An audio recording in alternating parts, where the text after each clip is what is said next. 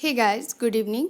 Welcome to use of time by Anupriya Anand. आप सभी का बहुत बहुत स्वागत है। जो लोग पहली बार विजिट कर रहे हैं इस क्लास से जरूर जुड़ जाइए, सब्सक्राइब जरूर कर लीजिएगा चैनल को, क्योंकि इसमें डेली टॉप सेलेक्टेड क्वेश्चंस की क्लास होती है। हर रोज सुबह 6 बजे करेंट अफेयर और हर रोज शाम 8 बजे जनरल अवेयरनेस की क्लास होती है इस चैनल में। सब्सक्राइब जरूर कर लीजिएगा। वीडियो के नीचे रेड बटन में सब्सक्राइब लिखा होगा और फिर एक बेल आइकन दिखेगा, उसे भी प्रेस कर दीजिएगा। उससे क्या होगा कि मेरे द्वारा डाली गई सारी वीडियो की नोटिफिकेशन आप तक सबसे पहले पहुंच जाएगी और आप हर रोज वीडियो को देख पाओगे और आपकी तैयारी जोरदार होती रहेगी।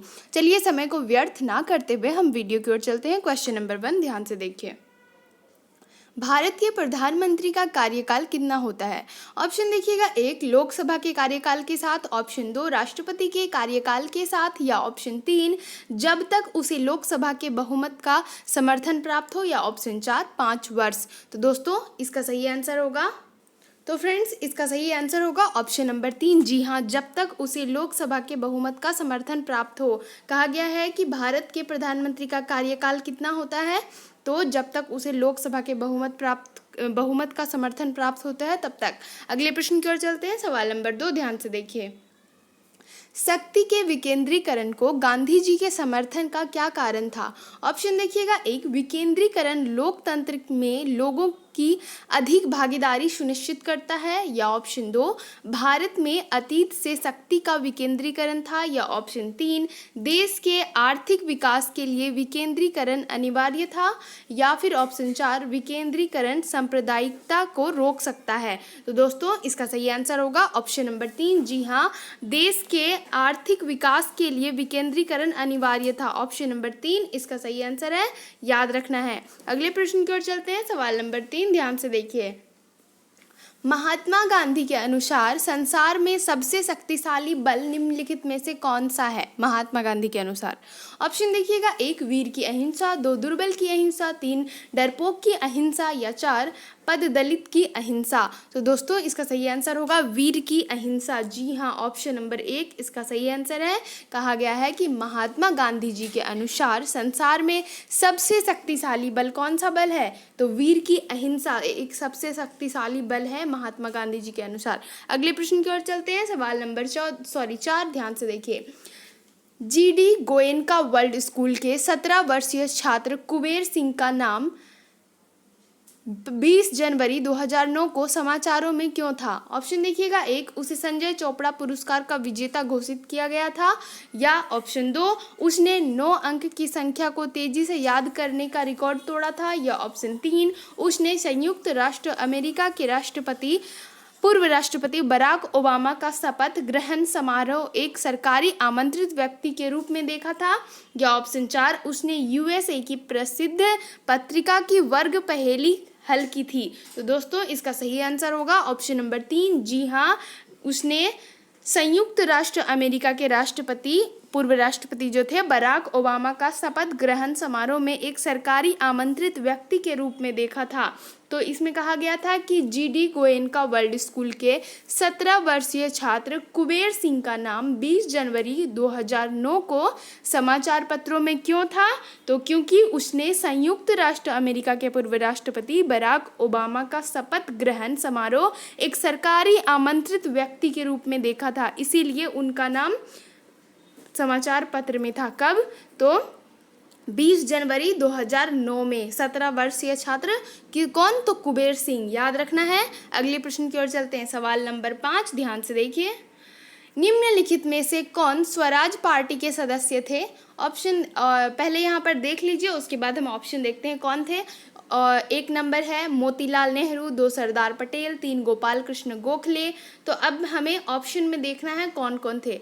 ऑप्शन देखिएगा, 1 और 2, ऑप्शन 2 केवल 1, ऑप्शन 3 2 और 3, या ऑप्शन 4 1 2 और 3 तीनों। तो दोस्तों इसका सही आंसर होगा ऑप्शन नंबर 2 केवल 1। जी हाँ, मोतीलाल नेहरू, ऑप्शन नंबर 1 इसका सही आंसर है। कहा गया है कि निम्नलिखित में से कौन स्वराज पार्टी के सदस्य थे, तो मोतीलाल नेहरू जी, याद रखें। अगले प्रश्न की ओर चलते हैं। सवाल नंबर 6 ध्यान से देखिए। लोगों की सहमति का अर्थ है, ऑप्शन देखिएगा, एक कुछ लोगों की सहमति, दो सब लोगों की सहमति, ऑप्शन तीन अधिकांश लोगों की सहमति, या ऑप्शन चार लोगों के नेता की सहमति। तो दोस्तों इसका सही आंसर होगा ऑप्शन नंबर तीन। जी हाँ, अधिकांश लोगों की सहमति। लोगों की सहमति का अर्थ है कि अधिकांश लोगों की सहमति। ऑप्शन नंबर तीन इसका सही आंसर है, याद रखना है। अगले प्रश्न की ओर चलते हैं। सवाल नंबर 7, क्वेश्चन नंबर 7, ध्यान से देखिए। फिल्म स्लम डॉग मिलियनेयर में मूल साउंड ट्रैक के लिए गोल्डन अवार्ड पुरस्कार विजेता AR रहमान को ऑस्कर में कितनी कोटियों के लिए नामित किया गया है? ऑप्शन देखिएगा, 1, 2, 3 या 9। तो दोस्तों इसका सही आंसर क्या होगा? फ्रेंड्स इसका सही आंसर होगा ऑप्शन नंबर 3। जी हाँ, 3 कोटियों के लिए नामित किया गया है AR रहमान जी को। किसको और कौन से फिल्म के लिए? तो स्लम डॉग मिलियनेयर फिल्म में मूल साउंड ट्रैक के लिए गोल्डन ग्लोब पुरस्कार विजेता AR रहमान को ऑस्कर में कितने कोटियों के लिए नामित किया गया? तो 3 कोटियों के लिए, याद रखें। अगले प्रश्न की ओर चलते हैं। सवाल नंबर 8, ध्यान से देखिए। क्वेश्चन नंबर 8, ध्यान से देखिए। निम्नलिखित में से कौन सी संस्था पंचायती राज संस्था नहीं है? ऑप्शन देखिएगा, 1 ग्राम सभा, 2 ग्राम पंचायत, 3 ग्राम सहकारी सोसाइटी या 4 न्याय पंचायत। तो दोस्तों इसका सही आंसर क्या होगा? फ्रेंड्स इसका सही आंसर होगा ग्राम सहकारी सोसाइटी। जी हाँ, ऑप्शन नंबर 3 इसका सही आंसर है। कहा गया है कि निम्नलिखित में से कौन सी संस्था पंचायती राज संस्था नहीं है? तो ग्राम सहकारी सोसाइटी, याद रखें। अगले प्रश्न की ओर चलते हैं। सवाल नंबर 9, ध्यान से देखिए। यदि किसी व्यक्ति की रुधिर वाहिकाओं की त्रिज्या कम हो जाए तो उसका रक्तदाब क्या होगा? ऑप्शन देखिएगा, 1 बढ़ेगा, 2 घटेगा, 3 उतना ही रहेगा, या 4 पुरुषों में बढ़ेगा और महिलाओं में घटेगा। तो दोस्तों इसका सही आंसर होगा बढ़ेगा। जी हाँ, पुरुषों या स्त्रियों में किसी में भी ये बढ़ेगा। ऑप्शन नंबर 1 इसका सही आंसर है। यदि किसी व्यक्ति की रुधिर वाहिकाओं की त्रिज्या कम हो जाए तो उसका रक्तदाब बढ़ जाएगा, याद रखें। अगले प्रश्न की ओर चलते हैं। सवाल नंबर 10, ध्यान से देखिए। किसी जीवित देह के भीतर कोशिका का उत्तक की मृत्यु को क्या कहते हैं? अब कोशिका या उत्तक की मृत्यु को क्या कहते हैं? ऑप्शन देखिएगा, 1 न्यूट्रीफिलिया, ऑप्शन 2 नेफ्रोसिस, ऑप्शन 3 नेक्रोसिस, या ऑप्शन 4 नियोप्लेसिया। तो दोस्तों इसका सही आंसर होगा ऑप्शन नंबर 3। जी हाँ, नेक्रोसिस, ऑप्शन नंबर 3 इसका सही आंसर है। कहा गया है कि किसी जीवित देह के भीतर कोशिका या उत्तक की मृत्यु को क्या कहते हैं? तो नेक्रोसिस, याद रखें। अगले प्रश्न की ओर चलते हैं। सवाल नंबर 11, ध्यान से देखिए। क्वेश्चन नंबर 11, मानव शरीर में रक्त की अपर्याप्त आपूर्ति को क्या कहते हैं? ऑप्शन देखिएगा, 1 इस्कीमिया, 2 हाइपरीमिया, ऑप्शन 4 हीमोस्टेसिस, या ऑप्शन 3 हीमोस्टेसिस, या ऑप्शन 4 हेमोरेज। तो दोस्तों इसका सही आंसर होगा ऑप्शन नंबर 1। जी हाँ, इस्कीमिया, याद रखें।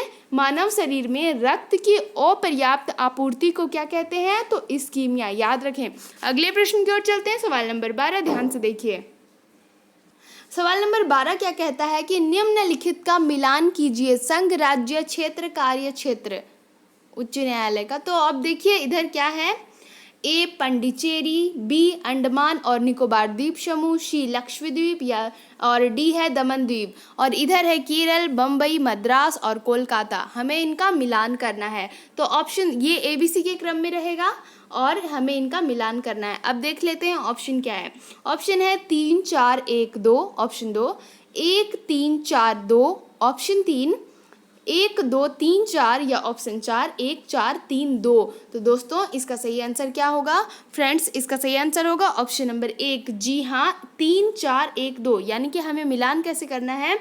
मिलान करना है हमें 3 4 1 2, एक का होगा 3 4 1 और फिर 2। तो मैं बता रही हूँ आपको, पंडिचेरी, मद्रास, अंडमान और निकोबार द्वीप समूह, कोलकाता, लक्षद्वीप, केरल और दमन द्वीप, बम्बई। याद रखें, ऐसे होगा मिलान। आप वीडियो को 2 मिनट रोक करके ध्यान से समझ करके याद रख सकते हो। ओके, चलिए अगले प्रश्न की ओर चलते हैं। सवाल नंबर 13, क्वेश्चन नंबर 13, ध्यान से देखिए। निम्नलिखित में से कौन सा निकाय संविधानिक और असंवैधानिक असांविधिक है? ऑप्शन देखिएगा, 1 वित्त आयोग, 2 योजना आयोग, 3 संघ लोक सेवा आयोग या ऑप्शन 4 चुनाव आयोग।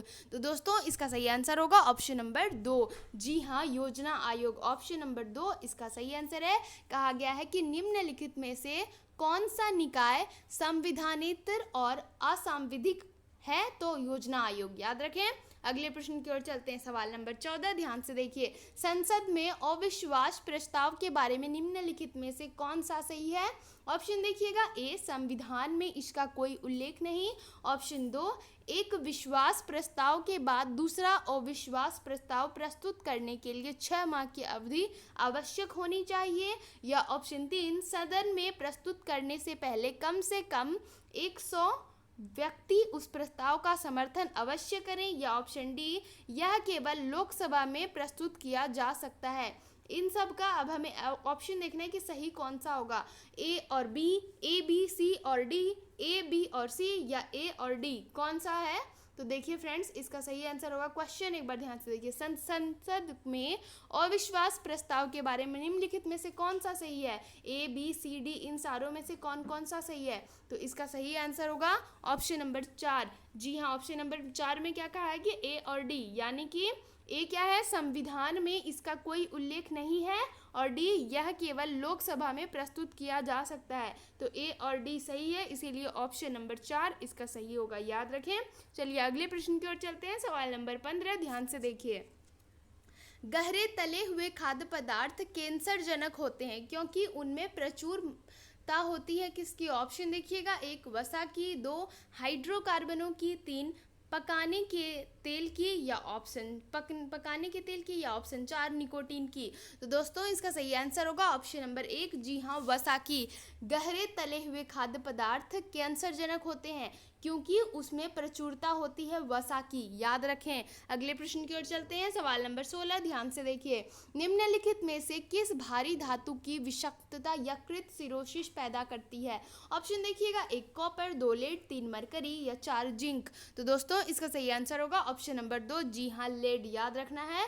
कहा गया है कि निम्नलिखित में से किस भारी धातु की विषाक्तता यकृत सिरोसिस पैदा करती है? तो लेड। याद रखें। अगले प्रश्न की ओर चलते हैं, सवाल नंबर 17, ध्यान से देखिए। जो लोग आज पहली बार इस चैनल में आए हैं तो मैं बता देती हूँ, सुबह 6 बजे करेंट अफेयर और शाम 8 बजे जनरल अवेयरनेस की क्लास होती है। दोनों ही क्लास टॉप 100 क्वेश्चंस की होती है। टॉप 30 की शाम जनरल अवेयरनेस की क्लास होती है, और top 10 selected general current affair की क्लास होती है सुबह। आप इस चैनल में जुड़ेंगे तो आपकी तैयारी जोरदार होती रहेगी। किसी भी कॉम्पिटेटिव एग्जाम्स की तैयारी कर रहे हैं तो इस चैनल में जरूर जुड़ जाइएगा, और वीडियो अगर अच्छा लग रहा हो तो प्लीज़ लाइक जरूर कर दीजिएगा। देखिए सवाल नंबर 17, ताप या विद्युत केंद्र का प्रमुख गैसीय प्रदूषक है? ऑप्शन देखिएगा, 1 H2S, option 2 NH3, option 3 NO2, या ऑप्शन 4 SO2। तो दोस्तों इसका सही आंसर होगा ऑप्शन नंबर 4, जी हाँ, SO2। ऑप्शन नंबर 4 इसका सही आंसर है। ताप या विद्युत केंद्र का प्रमुख गैसीय प्रदूषक है SO2। याद रखें। चलिए अगले प्रश्न की ओर चलते हैं, सवाल नंबर 18, ध्यान से देखिए। सवाल नंबर 18 क्या कहता है कि लेप्रोसिबेसिलस का आविष्कार किया था किसने? ऑप्शन देखिएगा, 1 कोच ने, 2 हैंसन ने, 3 फ्लेमिंग ने, या 4 हार्वे ने। तो दोस्तों इसका सही आंसर होगा ऑप्शन नंबर 2, जी हाँ, हैंसन ने। लेप्रोसिबेसिलस का आविष्कार किया था हैंसन ने। याद रखें। अगले प्रश्न की ओर चलते हैं, सवाल नंबर 9, ध्यान से देखिए। पुर्तगाली संस्कृति के अवशेष भारत में कहाँ पाए जाते हैं? ऑप्शन देखिएगा, 1 गोवा, 2 कालीकट, ऑप्शन 3 कनानौर, या ऑप्शन 4 कोचीन। तो दोस्तों इसका सही आंसर होगा ऑप्शन नंबर 1, जी हाँ, गोवा। ऑप्शन नंबर 1 इसका सही आंसर। पुर्तगाली संस्कृति के अवशेष भारत में कहाँ पाए जाते हैं? तो गोवा में। याद रखें फ्रेंड्स, अगर आप G7 ग्रुप ऑफ 7 जो है उसमें उसके बारे में जानकारी लेना चाहते हो तो उसकी वीडियो मैंने बना रखी है, आप देख सकते हो। और अभी जून महीना चल रहा है, और जून में किस दिन कौन सा डे मनाया जाता है, राष्ट्रीय अंतर्राष्ट्रीय दिवस, तो आप उसके बारे में जानना चाहते हो वो किस दिन और क्यों मनाया जाता है, तो उससे भी रिलेटेड मैंने वीडियो बना रखी है, आप जाकर आई बटन पे देख सकते हो। ओके, देखिए सवाल नंबर 19, पुर्तगाली संस्कृति के अवशेष भारत में कहाँ पाए जाते हैं? तो ये मैंने आपको बता दिया, जी हाँ, गोवा में। चलिए अगले प्रश्न की ओर चलते हैं, सवाल नंबर 20, ध्यान से देखिए। 26 जनवरी 2009 को निम्नलिखित में से किनको अशोक चक्र दिया गया था? ऑप्शन देखिएगा, 1 हेमंत करकरे, ऑप्शन 2 MC शर्मा या ऑप्शन 3 गजेंद्र सिंह या ऑप्शन 4 विजय सालस्कर। तो दोस्तों इसका सही आंसर क्या होगा फ्रेंड्स? इसका सही आंसर होगा ऑप्शन नंबर डी, जी हाँ, विजय सालस्कर। ऑप्शन नंबर 4 इसका सही आंसर है।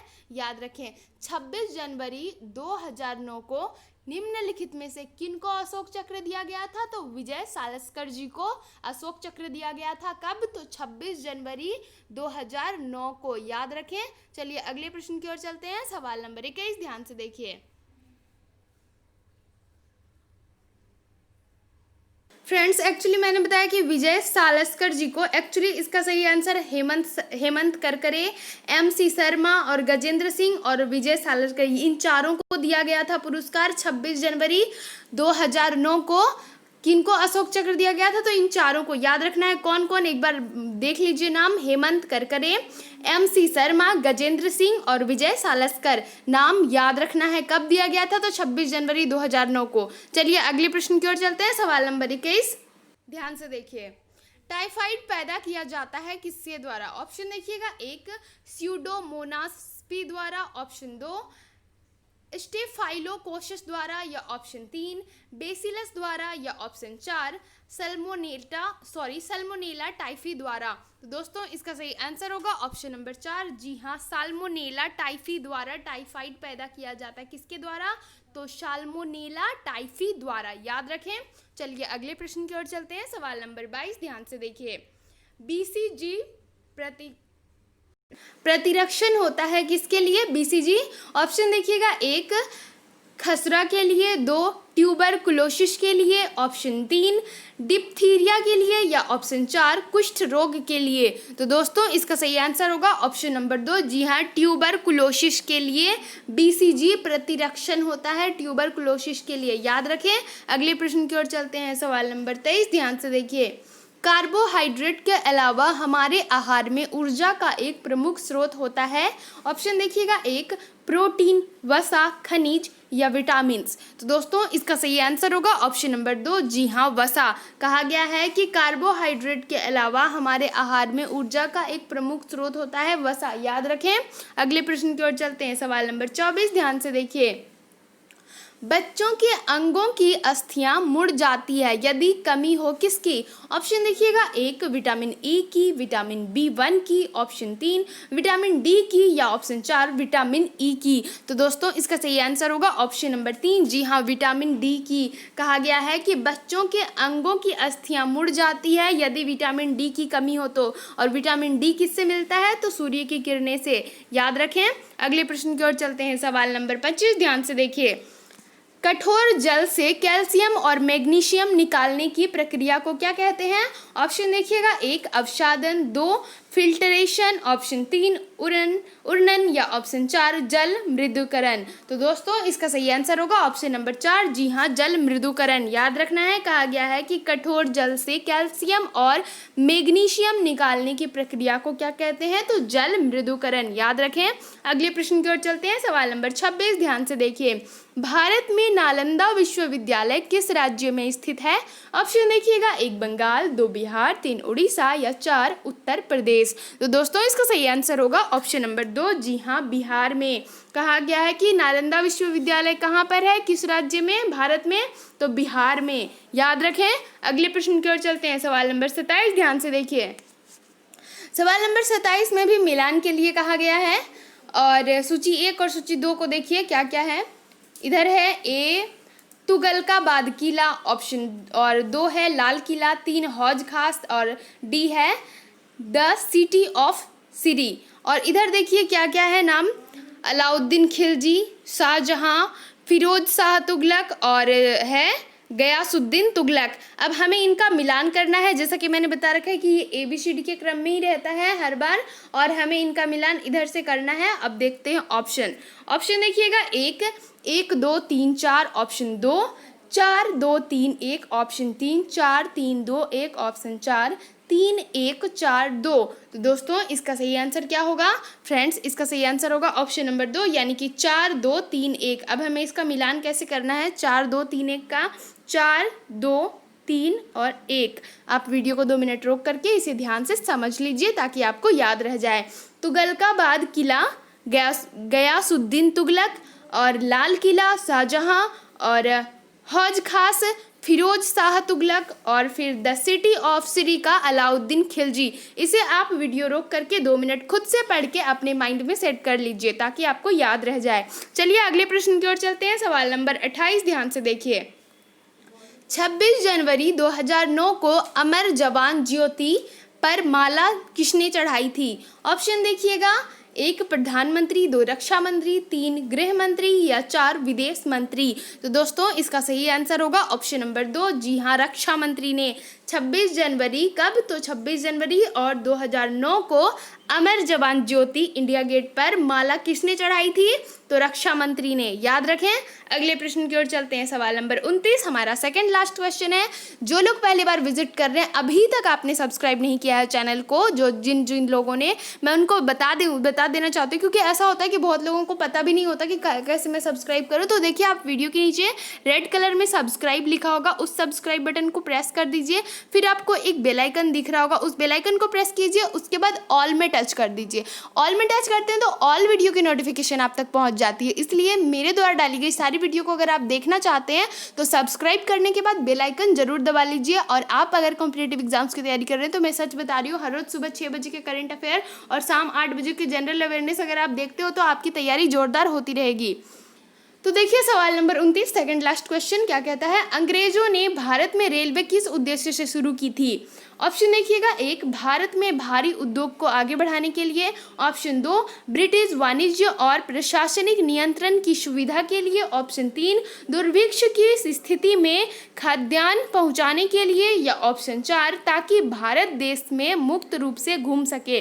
तो दोस्तों भारतीय देश में मुक्त रूप से घूम सके, तो इसका सही आंसर क्या होगा फ्रेंड्स? इसका सही आंसर होगा ऑप्शन नंबर 2 ब्रिटिश वाणिज्य और प्रशासनिक नियंत्रण की सुविधा के लिए अंग्रेजों ने भारत में रेलवे किस उद्देश्य से शुरू की थी? किस उद्देश्य से? तो ब्रिटिश वाणिज्य और प्रशासनिक नियंत्रण की सुविधा के लिए अंग्रेजों ने भारत में रेलवे शुरू की थी। याद रखें। अगले प्रश्न की ओर चलते हैं। सवाल नंबर 30 हमारा अंतिम प्रश्न है, ध्यान से देखिए। दादा भाई नौरोजी के अनुसार स्वराज का अर्थ क्या था? ऑप्शन देखिएगा, 1 पूर्ण स्वतंत्रता, ऑप्शन 2 स्वशासन, ऑप्शन 3 आर्थिक स्वतंत्रता, या ऑप्शन 4 राजनीति स्वतंत्रता। तो दोस्तों इसका सही आंसर होगा ऑप्शन नंबर 3, जी हाँ, आर्थिक स्वतंत्रता। ऑप्शन नंबर 3 इसका सही आंसर है। दादा भाई नौरोजी के अनुसार स्वराज का अर्थ था आर्थिक स्वतंत्रता। याद रखें। वीडियो कैसा लगता है आपको कमेंट करके मुझे जरूर बताइएगा। एंड वीडियो को अगर आप लाइक करते हो तो उससे मुझे बहुत खुशी मिलती है, तो प्लीज़ लाइक जरूर कर दीजिएगा अगर आपको वीडियो रियल में इन्फॉर्मेटिव लग रहा है तो। और खास बात ध्यान से सुनिए, वीडियो को जितना आप शेयर कर सकते हो उतना शेयर कीजिए, अपने दोस्तों के साथ, अपने फ्रेंड्स के साथ, रिलेटिव के साथ, और जितने भी कॉन्टैक्ट है सबको शेयर कीजिए, क्योंकि इसमें सारे टॉप सेलेक्टेड क्वेश्चन है। खास करके जो लोग किसी कॉम्पिटिटिव एग्जाम्स की तैयारी कर रहे हैं उन तक ये वीडियो जरूर पहुँचा दीजिएगा। कैसा लगा फ्रेंड्स बताइएगा कमेंट करके। Thank you, thanks for watching my video.